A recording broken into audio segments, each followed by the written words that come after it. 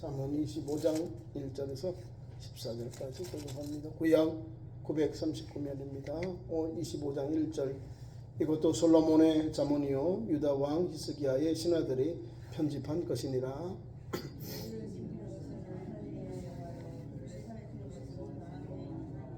하늘의 높음과 땅의 깊음같이 왕의 마음은 헤아릴 수 없느니라.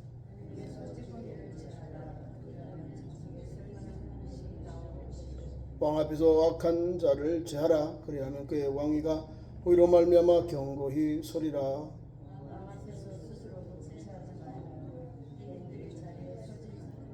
이런 사람이 내게 이리로 올라오라고 말하는 것이 내 눈에 보이는 귀인 앞에서 저리로 내려가라고 말하는 것보다 나음이니라.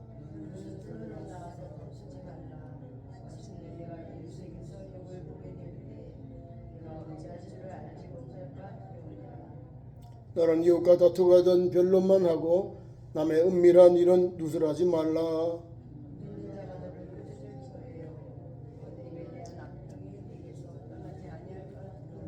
경우에 합당한 말은 아로 새긴 은쟁반의 금사관이라.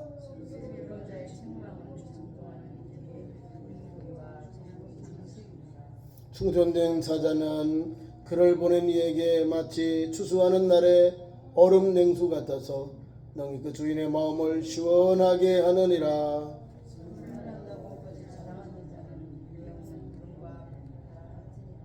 아멘. 귀한 말씀 가지고 솔로몬의 잠언. 이게 말씀이 뭐냐면 왕이나 고관들 앞에서 우리가 어떻게 행동할 것인가. 자, 우리가 대한민국에도 대통령이 제일 높잖아요. 국가의 책임자인데 또 도회와 시에는 도지사, 시장들이 다 계시죠. 이 고위 관리들을 우리에게 어떻게 우리가 대화할까? 그러니까 왕에 대한 내용, 존귀한 자들에 대하여 우리가 어떻게 행동하고 그들을 섬길까? 이런 게 담겨 있는 겁니다. 1절 말씀에 오늘 본문 내용 25장은 솔로몬의 잠언이다.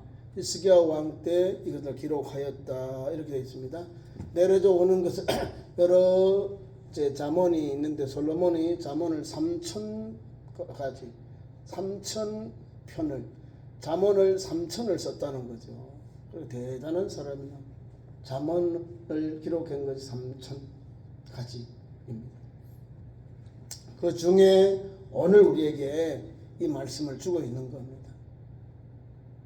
솔로몬을 지혜의 왕이라니까 지혜가 엄청 많아요. 여기 보면 우리가 잘 아듯이 잠언, 전도, 아가서 노래 중에 노래도 하고요.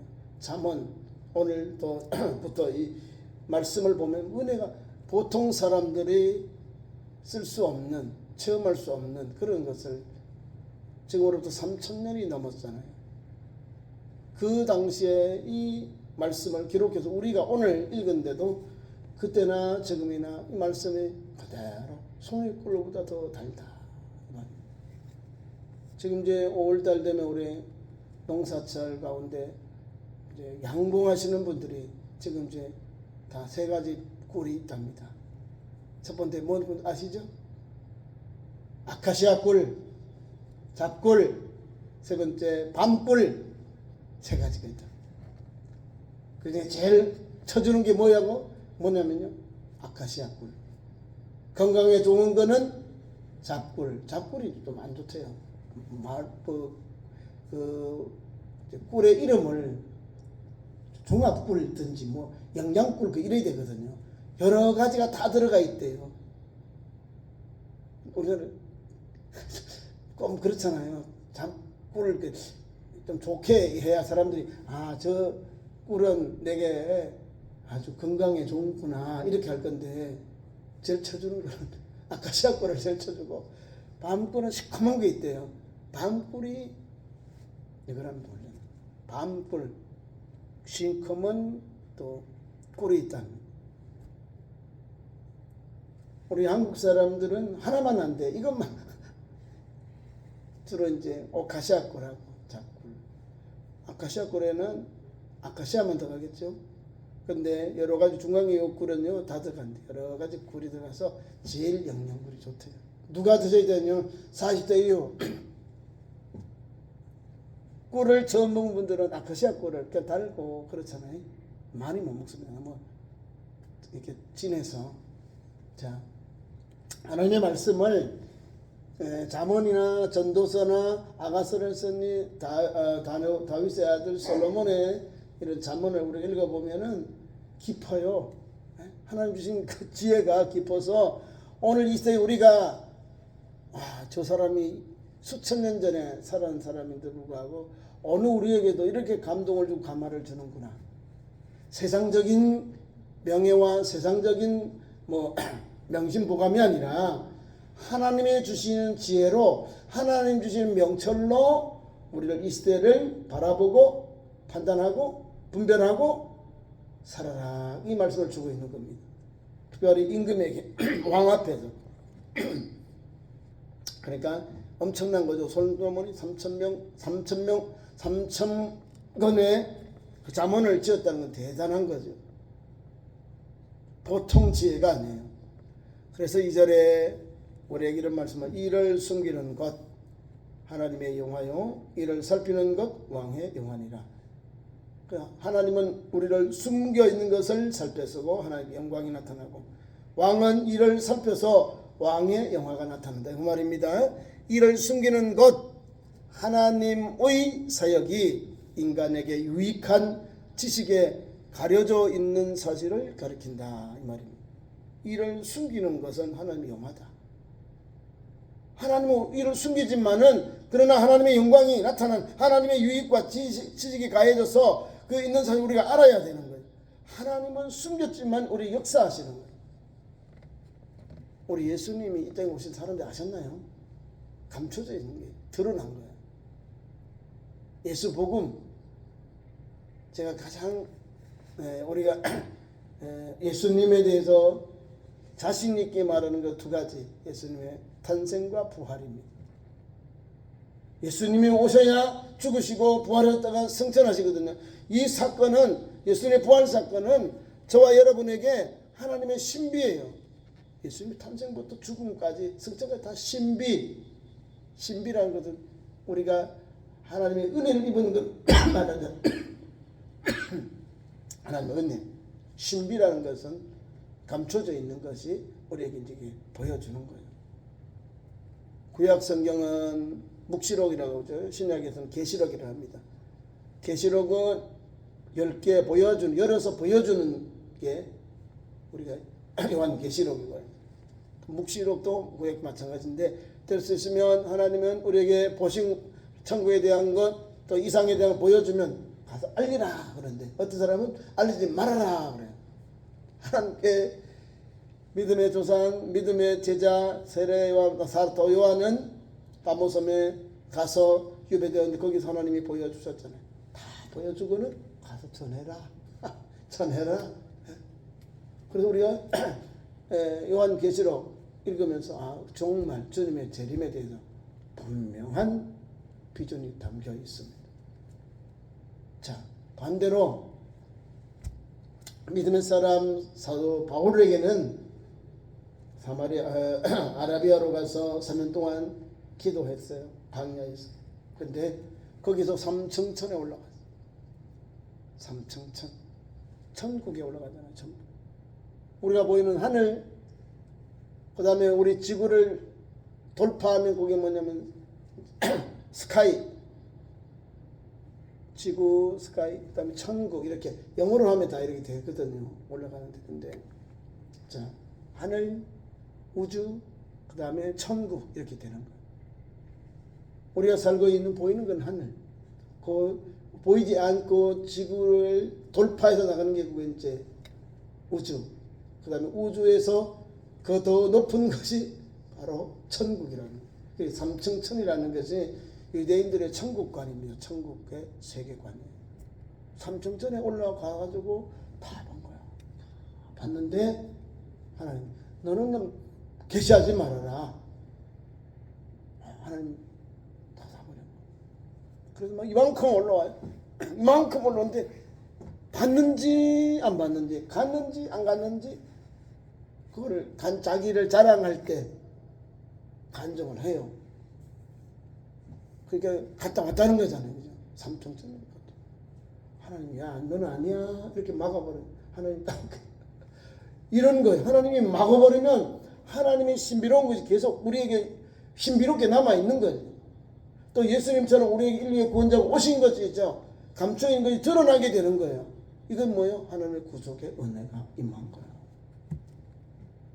자,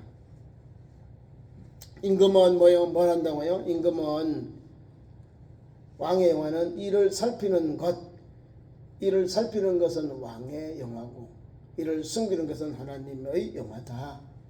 이렇게 우리에게 가르쳐주고 있습니다. 3절 계속 말씀. 하늘의 높음 땅의 깊음 같이 왕의 마음도 헤아릴 수 없다. 왕은요, 선한 왕도 있고 악한 왕도 있고 폭군도 있고 이런 거예요. 그러니까 왕의 마음은 헤아릴 수 없다. 이 말은요, 우리가 성경의 말씀을 붙잡고 그렇게 하시는 거예요. 하나님 주신 문자적으로 확신하느냐는 뜻보다는 이상적인 군왕의 자격을 말하고 있다는 걸 볼 수 있어요. 우리나라 성군들요, 이제 역사적으로 이제 업적을 나타낸 걸 보면은 다 성군인데 가정으로 들어가면은 엉망이요. 가정은 자녀들, 아들, 며느리들요 엉망입니다. 그만큼 어려운 거예요. 개인 왕은 통치하니까 성군이고 뭐 왕이 잘 다스렸다, 뭐 어지럽다 이렇게 할 수 있는데 가정은 어려워요. 가정은 내 마음대로 안 되잖아요. 네? 왕이 그런 거예요. 왕이 헤아릴 수 없다. 왕이 어떻게 할지 알 수가 없는 거예요. 왕으로 부임을 받아서 왕으로 세움을 받아서 이제 처음 할 때는 청년일 때 선군으로서 막 선정을 베풀고 백성들 칭찬받다가 중간 되니까 이제 타락을 해요. 주색잡기로 이제 국정을 돌보지 아니하고 나중에는 비참하게 국민으로부터 백성들로 쫓겨나가는 그런 임금도 있어요. 처음에는 성군이에요. 참 똑똑해요. 똑똑한데 어머니의 원한을 풀려고 하다 보니까 다 죽이는 거예요. 자기 부하들을, 자기 신하들을.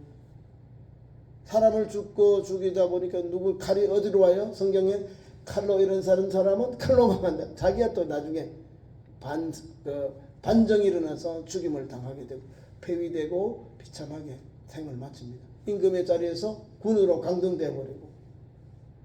그는 비참하잖아요. 임금은 한번 1인지상 만인지 하기 때문에 누가 타치를 못하는 거예요. 옆에서 선생님들이 가르친 대로, 동무들이 가르친 대로 따라가 좋은 선생님과 친구를 만나면 선군, 훌륭한 임금님이 되어서 길이길이 역사에 나오는 왕이 되고, 친구 간신들, 술 친구들을 만나면요 어떻게 해요? 국사나 뒷전하고 그냥 먹고 마시고 국정을 돌아보지 않고 그렇게 허송세월을 보내는 거예요. 그럼 나중에 비극이, 국민들도 다 어렵고 자기도 어려워요. 사랑하는 성도 여러분, 그런 말씀들이요, 헤아릴 수 없다. 왕은 우리가 헤아릴 수 없다는 거예요. 그 깊이와 넓이를 헤아릴 수 없다. 네. 높이. 그 다음에 4절은 은은 찌꺼기를 재라. 유대인들은 은을 귀하게 여깁니다. 유대인들은 은. 중대는 금이 많이 없어요. 오빌에 쓰라는 금. 금을 어디서 하냐면 성전에, 하나님께 성전에 성구를 만들 때 다 금으로, 정금으로 나오죠. 금을 입혔어요. 이거는 주로 뭡니까? 변함이 없다. 믿음, 이런 게 상징이 있어요. 정금 24개 변함이 없다. 하나님의 변함이 없기 때문에 하나님의 성성, 우리가 이제 그 법궤를 비롯해서 안에 성구를 만들 때 하나님의 거룩한 성전을 다 금으로, 정금으로, 정사교 경큐빗에서 그렇게 하나님 앞에 금으로 했습니다. 그럼 나중에 나라가 망하고요. 또 이제 또 로마의 병정들이 와서는 그 금을 다 뺏겨갔어요. 성전에 있는 성구들 그 입혀놓은 걸 다 뺏겨가고 참 비참하죠. 근데 솔로몬 시대 때는요 얼마나 금이 많았는지 금방패가 100개나 있었답니다.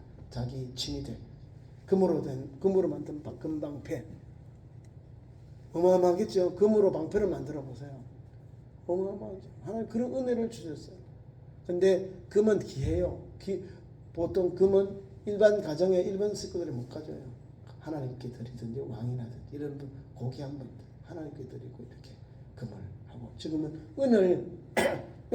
은을 많이 사용하고 은을 많이 다뤘다는 것을 알 수 있습니다. 그래서 은에 대해서 이렇게 표현하고 있는 건 은에서 찌꺼기를 제해라. 그렇죠? 불순물을 제하면 장색에 쓸만한 그릇이 나올 것이다. 장색이 우리 삶 속에 유용한 그릇들이 나온다. 그 말입니다. 은은 히브리인들이 즐겨 찾는 기금속. 제가 지금 말씀드리고 있습니다. 우리나라도 금이 없을 때는 은이 많이 이용하잖아요. 조선시대나 중국시대는요 화폐 단위로 은을 이렇게 해가지고 한 냥, 두 냥으로 그걸 이제 우리는 말하면 금하라 엄마처럼 이렇게 사용했다는 거. 우리 뭐 형평통보해가지고 우리는 엽전으로 이렇게 주고받고 상당히를 했는데요. 하여튼 이렇게 큰 거로 우리나라도 은어를 많이 상거래를 했습니다. 상거래를 한 그런 근거가 있다는 거예요. 그래서 은은 그 재련을 잘 하여야 불순물을 제거해야 변함없는 거예요. 또 이것이 또 독을 또 이렇게 탐지하는데 만약에 독이 있는 음식에 이제 은수저를 넣으면 시커멓게 바로 독이 이렇게 나타나는 그만큼 제독에도 이렇게 우리가 샘플이 될 수 있도록 그런 게 합니다. 그러니까 사람들이 좋아하는 거죠. 많이 애용하고 여기 그릇이 나오잖아요. 그릇 쓸만한 그릇이 나올 거 있다. 이렇게 말씀을 주고 있습니다. 그 다음에는 우리에게 왕 앞에 대한 우리의 자세 왕에게 하고 어떻게 할까요? 왕이 우리를 청하면 왕 앞에 가서는 저 밑에 있는 사람이 제일 좋은 거예요. 왕 앞에서는 겸손하라는 거죠. 그게 5절에도 제 주신 계속 말씀이 왕 앞에서 악한 자를 제하라. 악한 사람은 세우면 안 되죠. 난리 나니까. 자, 왕 앞에서는 악한 사람을 제하고 그리고 왕위가 의로 말미암아 경고히 서리라. 이해가지요. 무슨 말이냐면 좋은 사람들을 세워라는 거예요. 간신들 또 나쁜 사람들은 다 제거해라. 세우지 말아라. 의인들을 세우면 왕이 의로워져서 그 나라가 견고히 서게 된다는 인재를 잘 사용하라. 등용하라. 그 말입니다. 왕 앞에 믿음의 사람들을 보면요 대단합니다. 다윗이 아들의 반역 때문에 도망을 가요. 압살롬인가 얘가 반역을 해가지고 막 준비도 안 한대요. 밤에 쳐들어오니까 급하게 예루살렘 성에서 기드론 시내 겟세마네 동산이 있거든요. 이 기드론 시내도 못 건넜다니까요. 지금 아들은 지금 예루살렘 왕국에 와 있고 허겁지겁 오래 보니까 나이 80이 다 본 할아버지가 얼마나 빨리 가기 천천히 가죠. 가족들이 있죠. 자녀들이 있죠. 부인들이 있죠. 그 따르는 또 신하들 가족들이 빨리 가겠어요? 왕은 뭐 나귀를 타든 뭐 말을 타든 갈 수 있지만 다른 사람들은 없잖아요. 그래서 왕이 급하게 가요. 가면서 요괴를 기드론 그것을 못 건너는데 하나님께서 친구를 후세를 아들의 병영의 스파이로 보내서 왕의 계획, 그러니까 아들의 계획을 다 수포로 돌아가게 하나님 역사하십니다. 그 안에 있는 모사꾼도 좋은 안을 냈지만 아버지의 친구 후사가 내는 안건을 그 정책을 받아서 늦게 가버리는 거예요. 그리고 그것을 또 밀사를 통해서 빨리 건너가라고 아들이 바로 축에가 오니까 빨리 이 기도원을 건너서 피하라. 하나님 그렇게 역사하십니다. 하나님은요. 나쁜 사람들은요 계속 반역을 해요. 근데 의로운 사람들은요 해적 속들 그 다음에 이 사람들은 그렛 족속들은 다 용병들인데요. 이방인에서 유대인들로 또 다윗의 용병으로 군대에 들어와 있는 용사들이에요. 그렇게 하나님을 믿는 거예요. 그래서 자기들이 목숨 걸고 왕을 도와요. 이런 사람들이 중심이거든요. 이런 사람이 중성된 신하예요. 이런 사람들이 많은 사람은 복이 있는 거예요. 다윗이 전쟁에 나가다가 베들레헴을 지나가다가 그때는 자기들 땅이 아니고 블레셋 사람들이 아마 있었는가 봐요. 지나가면서 야, 내 우리 집에 물 한 그릇 먹고 싶다. 그러니까 그중에 그 말을 들은 신하가 목숨 걸고 그 우물에 가서 그 다윗의 집 우물에 가서 물을 길러 와요. 목숨 바쳐 가져온 물을 누구에 드려야 되지요? 하나님께만 드려야 되거든요. 다윗이 그 물을 마시지 않습니다. 물을 그냥 땅에 엎어버립니다. 내가 어째 하나님께 생명을 바친 이 물을 마시리요 하면서 물을 마시지 않고 땅에 이렇게 버려버립니다. 충성된 사람들이 많아요. 목숨 걸고 왕을 지키려고 하는 거예요. 그런 나라는 든든히 서요. 다윗이 40년 동안 나라를 다스렸어요. 40년. 하나님께서 은혜를 주니 40년은 하나님께서 태평성대를 주셨다. 40년 동안 잘 통치하게 하셨다. 그런 은혜가 담겨 있는 겁니다. 그래서 우리는 왕 앞에서는 어떻게 해요? 이렇게 오히려 견고하게 세워져. 그런 인재를 아마 등용하는 그런 말씀을 우리가 주고 있고요. 그 다음에는 겸손한 왕 앞에서는 스스로 높은 채 하지 말고 대인들의 자리에 서지 말아라. 저 밑에 있다가 위에 올라오라 그러면 영광이 되는 거예요. 내가 왕 앞에 내가 가까이 있다가 나보다 더 높은 사람이 오면 나 내려가야 돼요. 딱 받고 되는 거예요. 저 밑으로 내려. 그러면 수치가 되는 거예요. 왕 앞에는 제일 꼴찌에 있어야 돼. 그러면 자기보다 낮은 사람 위에 있으면 아이고 어르신 올라오라고 올라오라 하는 거예요. 그럼 올라가면 돼. 그게 영광이 되는 거예요. 왕 앞에는 겸손히 왕이 올라올 때 윗자리 올라 할 때 그 사람은 은혜를 받는 거예요. 이 아들 압살롬의 전쟁 때 도와준 사람이 있어요. 하여튼 시바, 실바, 바르실레 이 사람들이 있는데 두 사람은 나쁜 사람이고요. 바르실레는 끝까지 왕을 돕고 식량을 돕고 또 전쟁 가운데 몽진을 가면서도 가장 어렵잖아요. 그때 끝까지 도왔어요. 그래 나중에 후대하더라고요. 다시 이제 예루살렘에 돌아와서 바실레와 그 자녀들을 불러가지고 내가 당신에게 내가 몽진 당할 때 빚졌는데 내가 좀 빚 좀 밥값 좀 갚게 해달라. 이게 왕이요, 내가 나이가 많아서 기력도 없고 나 왕에게 내가 봉사할 수 없습니다. 그럼 너 아들들 보내라. 우리 아들들은 보내드리겠습니다. 그래서 왕궁에 가요. 밥값 하겠다고요. 대우를 최고로 잘해줍니다. 내가 피난당할 때 나를 다 왕을 다 공개했거든요. 바르실레가 부자인데 바르실레 믿음의 사람이에요. 왕을 섬기면서도 아무것도 요구하지 않았어요. 자기가 헌신을 다해서 물질을 다해서 왕을 공개했다는 거예요. 이런 사람이 많은 거예요. 이런 사람이 많으니까 어려움 당해도 돕는 자가 있는 거예요. 그중에 또 왕을 빙자해 왕의 이름을 빌려서 나쁜 사람도 있어요. 자기 주인의 땅도 빼앗아가는 실바. 하여튼 이 나쁜 사람들이 많이 있어요. 그 사람들은 언제 가냐면 이런 반드시 바르게 돌아가지요. 끝에 가니까 반역을 해요. 그래서 나중에 다 아들 때에 죽습니다. 솔로몬 때에. 다윗 왕은 함부로 칼을 못 들었어요.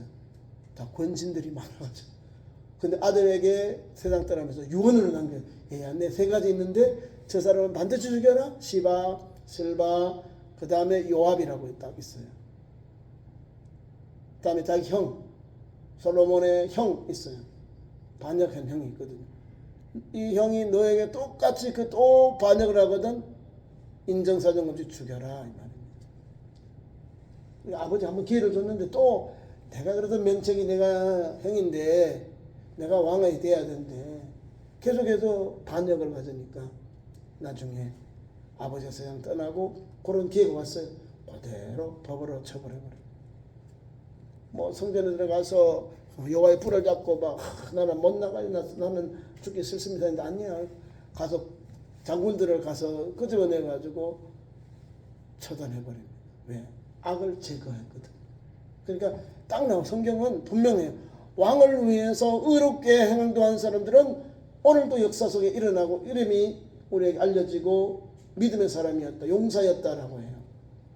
그날을 든든히 세웠다는 용사라고 우리가 인정하고 있습니다. 솔로몬 시대 때 그 아버지 시대 지금 이 시대에도 이런 사람들을 요구하고 있다 그 말씀을 주고 있는 겁니다. 겸손히 교회에서도 겸손히 또 사회생활하면서도 우리가 겸손히 일하면요 하나님이 올라가게 하죠. 올라간다. 내가 평균 우리 일반 예배석에 있을지라도 위에서 순서 맡은 분 자리에 올라갈 수 있는 길이 열려요. 왜? 그래도 높은 지위에 있는 분이 또 연륜이나 이런 분이 어른들이 밑에 있으면 올라오라고 합니다. 엄청 부담이 돼요. 그래서 노회에서는 이제 노회장님들이 많고요. 그 다음에 또 선배들이 있으니까 가면은 또 그렇게 대우를 해야죠. 그런데 이것도 안 된 사람들이 나도 저기 올라가고 싶어 그러면 못 올라갑니다. 사람들이 욕합니다. 그러니까 주어진 일에 나이와 연배와 이런 걸 보고 겸손히 있으면 돼요. 뭐든지 우리가 내가 뭐 되겠다 해도 올라가지 말고 밑에 일반석에 앉아 있는 게 제일 좋다는 거예요. 거기에 있으면 보고 사회자가 보고 위로 올려 오시다. 위로 올려 세운다 이 말입니다. 귀한 말씀은 겸손해야 된다는 거예요. 왕 앞에서도 겸손해야지만 하나님 앞에도 겸손하고 교회에서도 우리가 서로 겸손하면 하나님 더 귀하게 쓰세요. 자기가 잘난 체 하는 사람들은 안 쓰시더라고. 안 쓰셔요. 양보하고 그래 당신 그래 먼저 해라 하고 한번 이렇게 밀어주고 올려주고 선배니까 목사는 늦게 됐는데 목사는 한참 후배인데 하고 싶어 하는데 어떡해요? 낙하산으로 와요.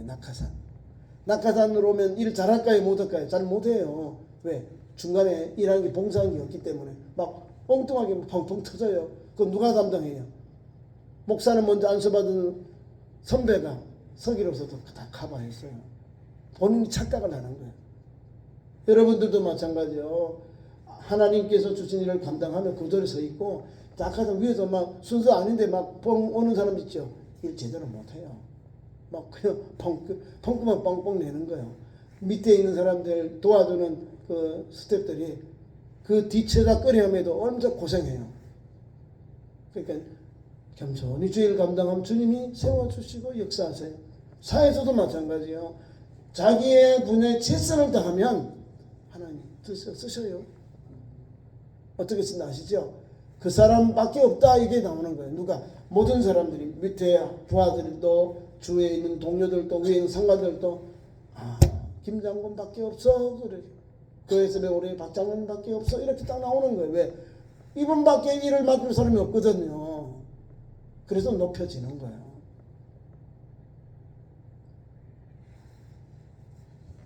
말씀을 맺겠습니다. 세 번째인데 맞습니다. 이번에 7번 이하 7절 이하 이는 사람이 내게로 이리로 올라오라 말하는 것 내 눈에 보이는 귀인 앞으로 저리로 내려가라고 말하는 것보다 나옵니다. 이해가시고 그 말이 제가 지금 설명한 내용 이런 거예요. 귀인이 올라오라 그러면 영광이 내려가라 하면 수치다 이 말입니다. 겸손 밑에 있으면 내가 올라갈 수 있는 길이 열리거든. 그 다음에 8절 이하는 이웃에 대한 개념이 나옵니다. 너는 서둘러 나가서 다투지 말아라. 너 이웃에게 욕을 보게 될 때 내가 어찌할 줄을 알지 못할까 두려우니라. 다투지 말라는 것. 이웃과는 설린 이렇게 사세요. 소송에서 패하게 될까 조심하라 이 말입니다. 그리고 다툴 때 이웃에 대해서 다투거나 변론만 해라. 이웃하고 논쟁이 있을 때만 논쟁이 있으면 변론만 해야 돼. 잘잘못에 대해서 이야기만 해야지 그 사람이 은밀한 것까지 까발리면 그 사람은 죽습니다. 나쁜 사람이에요. 그 사람의 은밀한 것은 말하면 안 되는 거예요. 이해가시죠? 내가 지금 다투고 있는 거 변론만 해야지 이렇게 남의 은밀한 일은 발설하면 안 되는 거죠. 왜냐하면 비방을 위해서 들추어내는 치부는 이는 비열한 것이기 때문에 비열하다는 거예요. 그래서 성경 우리에게 누설하지 마라. 또 계속 10절에도 그럽니다. 왜냐하면 듣는 자가 너를 꾸짖을 터이고 또 내가 내게 대한 악평이 내게서 떠나지 아니할까 두려우니라. 저 사람하고는 사귀었다고는 이렇게 나쁘게 나의 그 은밀한 것까지도 다 까버리려 저 사람을 사귀면 안 돼. 내가 이웃과 교제가 끊어져 버리는 거예요. 내가 말을 못하기 때문에. 다투다가 내가 막 상대방이 은밀한 것이 다 누설하지 말라는 거죠. 그래서 11절하고 본문말 끝에는 경우에 합당한 말은 아로새긴 쟁반의 금사관이라. 가장 아름답다, 말을 잘한다, 말을 잘 표현했다. 그 말씀을 이렇게 잠언서의 시로 이렇게 표현하고 있는 겁니다. 경우에 합당한 말은 시기에 알맞은 말인데 금사가다, 금쟁목이 아름답죠. 자, 그 말은 뭐냐면 오늘 우리에게 아름답게 표현해 놨어요. 경우에 합당한 말, 경우에 합당한 말하면 야, 참 지혜롭게 말하는구나 이 말이잖아요, 그죠? 지혜롭게 합당한 말인데 그 말은 아로새긴 은쟁반에 각장으로 이렇게 장식해 놓은 그 은쟁반에 뭐요? 담겨 있는 금사과. 금사과는 금색 살구를 말한다고 합니다. 금된 금사과가 아니라 노란 살구. 우리 오집사님이 농사지는 매년 주소에 올려도 맛있게 먹었는데 그게 금사과랍니다. 여인들이 볼 때 금사과. 이해가시죠? 노란색 그거를 이렇게 표현한답니다. 그 성경에 아가서 3장 3절에 그렇게 표현이 되어 있어요. 금사과다. 자, 그리고 계속해서 봤어요. 슬기로운 자의 책망은 듣는 사람에게는 금고리와 정금장석이다. 잘 들어주는 사람이 슬기로운 자의 책망은 나를 살리는 건데 그걸 들어보면서 내 귀에 금고리 정금장식이 된다. 내게 플러스 알파가 된다.